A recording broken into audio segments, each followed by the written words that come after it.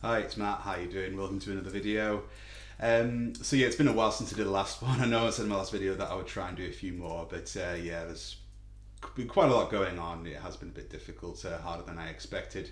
So for this one, I thought I would go through some of my mobile Fidelity Sound Lab records. Now, obviously, with everything that's kind of come out of the woodwork recently, I say recently, a couple of months ago, which I'm not really going to go into any of that. You know, obviously, what happened wasn't great, and a lot of people are very upset by the whole thing. But um, I I wouldn't say that I've been a fan of MFSL. I wouldn't say that I've not been a fan of MFSL. I do think they actually do some really good records, some really high quality pressings, and some pretty good sounding ones as well.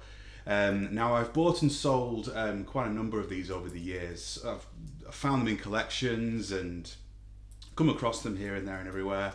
But I've largely kind of replaced them with either first pressings or earlier ones that I thought sounded maybe a bit better. But I have kept hold of a few that I thought sounded really good. I'm going to show you those today. I thought I'd go through them. Okay, so for my first one, I'm going to start with Crosby, Stills, Nash and Young, Déjà Vu. Now, this was actually originally released in 1970, but this reissue was put out, I think it was in 1983, by Mobile Fidelity. And I think that overall, look, the album itself is really cool. I think this is probably the best one of this group together. Obviously, it's when Neil Young joined Crosby, Stills and Nash, and I think it's got some really cool tracks on here. I love the track "Almost Cut My Hair," just kind of nice and bluesy. And I also kind of like the track Woodstock as well. I think actually that was one that actually came out as a single. But yeah, no, it's really cool. And it was actually quite well known that it it kind of catapulted a lot of the solo albums as well as solo careers, and some of the solo records that were released kind of soon after. I think to name a couple, I think there was Neil Young's After the Gold Rush, which was obviously became very popular, and Graham Nash's Songs for Beginners, which is also really good. And just to mention, Graham Nash is actually is from a town called Blackpool. He's English, from a town called Blackpool, which actually isn't too far from my hometown. So sometimes when I'm listening to these guys, I like to think about that. It's a bit sad, but I don't care. So yeah, this one in particular is one that I kept hold of because the sound on this is beautiful, really good. It's got a great sound stage. It's got some really good high end, really nice bass as well. So yeah, very impressed with the sound of this one when I came across it. So I kept hold of it. I did actually have a first US pressing. I think it was pressed at Preswell, and I think I heard a 1971 early. I think it was a UK reissue as well, which obviously had some very good reviews and did sound pretty good. But this one just, yeah, no, totally knocked them out of the water. Really good sound on this. This is quite pricey now as well. I think that they have gone up a little bit. I'm not sure. I haven't checked Discogs in a while, but no, really good. Really good sound on this one. One that I really enjoy listening to. Good album overall. So for my next one, I have the Alan Parsons project, and this is I, Robot. This record sounds stunning.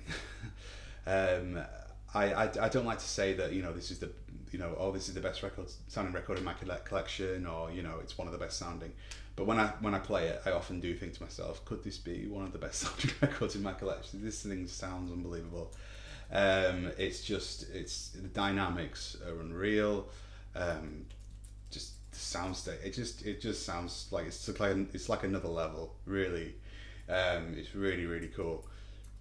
This was released in 1977, and I think this reissue this is a 1982 reissue by MFSL. I think they did a couple of other ones as well, but this is the one I have here. This is phenomenal. I've not heard many of the other MFSL releases of this, but I don't think I really need to be honest, because this is the one this is the one I need.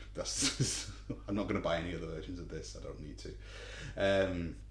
But yeah, I love this album. I think Alan Parsons, although I always get the impression that he's very popular in the audiophile community, but I think his work as a sound engineer still goes by quite underrated.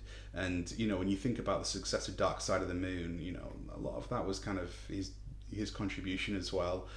And he did on this. He's some amazing stuff. I think he used to play a lot of the instruments as well, like the keyboard and the acoustic guitar, which are brilliant. So yeah, and I've not really I've not really been into the Alan Parsons project all that much. I have a couple of their albums, but I think this is by far my favourite. It's kind of just a beautiful symphonic, progressive rock album. It's always just a pleasure to listen to, like on a Saturday afternoon or something like that. When you're cleaning the house or something. Something nice to have on in the background. But yeah, Alan Parsons project, really cool, really cool. Okay, and so for my next one, I have here Wes Montgomery's Bumpin. Now this is really cool. This is a jazz guitar masterpiece in my opinion. It's definitely one of my favourites of his. I think it's definitely up there with California Dreamin'. This was originally released in 1965, and this is a Mobile Fidelity released in 1982, I think. Now, this album, the way he works with I think it's a Don Sebesky orchestra, but he just creates such an atmosphere that's just it's so unique and so different on this, and it has this kind of uplifting really I don't know, like elevating vibe to it that just it's so unique. It's really enjoyable to listen, and I'm generally, I wouldn't say I'm not a jazz fan, but I said jazz in the broader sense, but I do like a lot of jazz guitar and some jazz funk as well. Yeah, this is definitely one of Wes Mont's best albums for me, and I think this pressing just really brings out the vibrance in the music, and it's it's just like really wide soundstage. It's all the high end, all the detail comes through just really well. I did actually have I think it was 1977 Japanese pressing of this. I think I sold it a while ago. Can't remember exactly how long ago it was, but it was kind of close to this one. But this one has always been the favourite of the two for me, and I kept a hold of it because it just sounds really nice. Yeah, Wes Montgomery, Bumpin', definitely up there. Really cool. Definitely worth getting if you've not come across this one before. Okay, so for my next one, I have here Bob Dylan's Bringing It All Back Home. This is the MFSL version that was released in 2016. Now, obviously, as I've said before, I'm not really going to go into all this controversy around the DSD step, and obviously, as I said, a lot of people are quite upset about the whole thing, and there's obviously a bit of a polarized debate about it at the moment. But I really enjoyed this album. I've got a UK original pressing just here. This is the one I suppose I compared it to. I haven't got a US original. I mean, to say something, I actually find a lot of the UK originals sound better than some of the US ones. That's just my opinion. Of Bob Dylan. I think no, this sounds brilliant. It really just fills the room. It's got just like really like nice warmth to it. It's just really well done.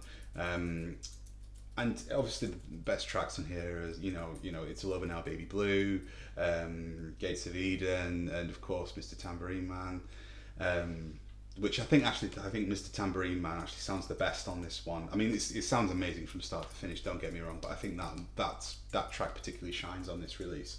Again, I think they've done a few MFSLs of this one, recent kind of newer versions. But no, I think for me this one sounds really good. It's probably better than my first UK, I think, just because it just sounds it just has a presence that doesn't.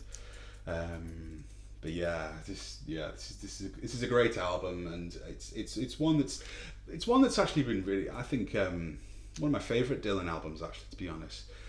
One of my good friends, he's really into Bob Dylan, and this is his his favourite, hands down. So it's definitely worth mentioning. But yeah, pretty good album, pretty good release. Definitely worth picking up if you can get one. I think they've gone up in price a little bit now, but who knows, they might go down. Okay, so for my next one, I'm going to go with Surrealistic Pillow by Jefferson Airplane.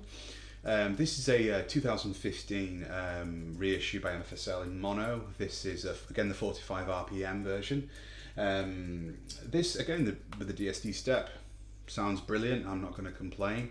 It's really smooth. It's really well done. Really nice sound. I actually have I have an original US. I can't remember if it's Hollywood press or something like that. I can't remember off the top of my head. I actually don't have it with me, unfortunately, to show you. But I wouldn't say this sounds better than the original, in my opinion. But I say it was kind of on par. I think they're probably good for their own reasons. I think the original pressing kind of sounds. I think Grace Slick's vocals are a bit more raw, and it sounds a little bit more natural.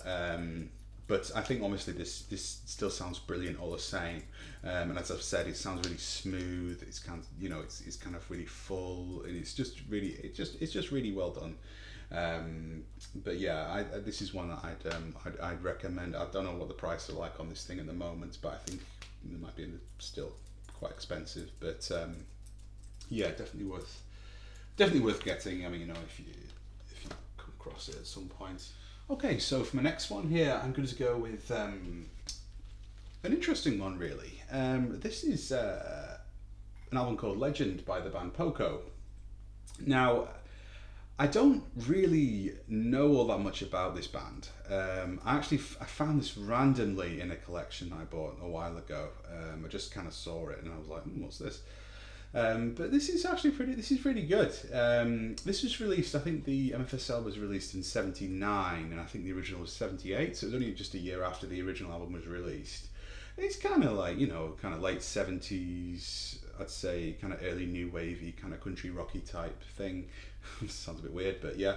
But this is pretty good. The title track's a really good song. Really enjoy listening to that. And there's a song called Boomerang as well on here, which is also really cool. But I think, I'm struggling my memory, I think one of the other members of the VC, I think Melinda Murphy, actually mentioned this one. And she had a lot of good things to say about it. And I do agree with her. This sounds really good. Really powerful, kind of loud. It's like, it kind of jumps out at you. It's pretty cool. Really good album. I kept hold of this. I'm not sure. I kind of was on the fence about maybe selling it on, but I thought, I'll keep a hold of it because it's actually quite cool. As I say, I don't really know much about the band Poco. I might have a look at the catalogue and see, go through some of their other albums, have a listen and see what I think. But yeah, pretty good. My girlfriend likes this one as well, so sometimes when we're cooking or something, we'll pop it on. It's pretty cool. It's a good album. Definitely worth picking up or listening to if you haven't heard it before. Okay, so I'm just going to mention a couple of other albums I have that I kind of kept hold of that were quite good. So I'm just going to quickly mention this bad boy, as everybody knows it, Dark Side of the Moon. This is a 1979 MFSL release. I think there was a couple of these as well. But I kept hold of this one. This sounds really good. Its bass is nice and punchy. It sounds, pretty cool. It's not as good as the First UK. I do have a First UK in the shelf there, but I haven't actually got it out with me. But I'm going to talk a bit more. I'm going to do probably a video and just go through Floyd albums separately and talk a bit more about them there. So I'm not going to go into too much detail. But yeah, this isn't a bad copy. Really enjoy listening to this. But yeah, as I said, it's not as good as my First UK, which is the beast. But yeah, definitely worth mentioning. I thought I'd just mention that briefly. So I'll just mention another one here. This is Abbey Road by the Beatles. This is released in 1980. This reissue was released in 1980. Obviously, the album was first released in 69. This sounds really cool. This sounds really nice. Very detailed. The instruments, the vocals come through very well, and it has like a nice crisp sound to it. I do actually have a First UK pressing here, which I did a comparison to. This is the First UK, the famous misaligned apple on it, as some people may be aware of. This thing here, I'm not sure if you can see that there, but the apple's kind of in this position. I don't know why I'm mentioning that, but I thought it might be interesting to know. But yeah, I had I did a bit of a comparison between these two, and I think, yeah, to be honest, the original does beat it out. I'd say it just sounds a bit more natural, and it has a different feel to it. And to be honest, a lot of the other Harry Moss, the kind of the later Harry Moss cuts do as well. I think they probably sound maybe a little bit better than this one. I think it's, I'm not sure, I don't really know, again, I don't really know how much these are going for now. But yeah, not a bad one, not a bad one. I kept hold of it because I thought, you know, it's you know, I like to, I've got a few of these Abbey Road, a few pressings of Abbey Road, and I don't know, I've been a bit mad collecting them for a while, so I've got a couple and I thought, you know, I'll add this one to my collection. It is probably just really a collector's item, I would say. It sounds really, really good. It sounds really, really good. But yeah, the original sounds better, in my opinion. But yeah, I thought I'd just mention that briefly. Again, I'm going to talk a bit more about some of the Beatles albums in a later video, so I'm not going to go into that too much now. So I'm just going to talk briefly about some releases that I wasn't really impressed with at all, and I was quite quick to sell them on. So I'm going to start with King Crimson's In the Court of the Crimson King. Now, I just felt this kind of fell short on dynamics, and it kind of lacked something a bit. And yeah, I wasn't a big fan of this one at all. And I think there was something I was reading about it. Something about it said an original master recording, but there was somebody saying, oh, the master tape went missing or something in 1973 or something, like they weren't retrieved or discovered until like the early 2000s or something like that. Anyway, but yeah, I think obviously the original pressing or an early reissue, yeah, sounds way better. So yeah, and I think I was kind of glad that I sold it on. I didn't pay the high prices that it's going for now as well. I think something like 200 quid on Discogs or something crazy. Next one, Sticky Fingers. I think this reissue was done in 1981. Yeah, too bass heavy, too much bass. It kind of overpowered a lot of the other like elements in the music, elements in the sound. I just felt that it was kind of too muffled, and it just didn't really. It just sounded a bit of a mess. So I was kind of quite quick to sell this one, and I got a quite decent price for it. So I was very happy with that. Another one to mention is Atten Heart Mother. This was done, I think it was in 1994. This was released by MFSL. Yeah, there was just, I think it was just more kind of a pressing issue. I don't know, but I just found that there was a lot of surface noise here and there, and particularly on side B, even though it was like a near mint, you know, like looked like it'd been never played. I've read a few reviews, and I think other people have said kind of similar things about this. And I think it's going for sky high prices now. So if you're thinking about getting this one, I would probably avoid it. I'd go for probably a first UK or an early UK reissue, or decent early reissue you can get on the cheap. They're pretty good, pretty solid album. And finally, Led Zeppelin II. I think this was released in 1982, and original album was obviously in '69. Yeah, this was really kind of flat. I don't know, it just kind of sounded like there was just no life to it. It didn't have the kind of slam that you expect with this album, the kind of rate, the kind of, I don't know how to describe it, but you know what I mean. It just sounded a bit flat. It wasn't really, it didn't do it justice at all. And many of the other albums the other versions I've heard of this album, just it didn't. It was a bit meh. So yeah, I was quick to sell it on, as was similar with the other ones. And I think obviously everybody knows the Robert Ludwig version. That's the one to get. I'm going to talk a bit more about Led Zeppelin 2 and other Led Zeppelin albums, and I think in probably a later video. But I thought I would just mention that one there. So that's it. Thank you very much for watching. Obviously, like I said, I'm not going to talk too much about the controversy around all of this, and I know people feel very strongly about it. And I'm not an expert in this area either, so I don't want to kind of talk kind of put myself in hot water, so I'm just gonna steer clear of that. But yeah, thank you very much for watching, and this time I will try and do another video soon, and get one out in hopefully the next week or two if I can. But yeah, thanks again, and I'll see you in another video. Bye bye.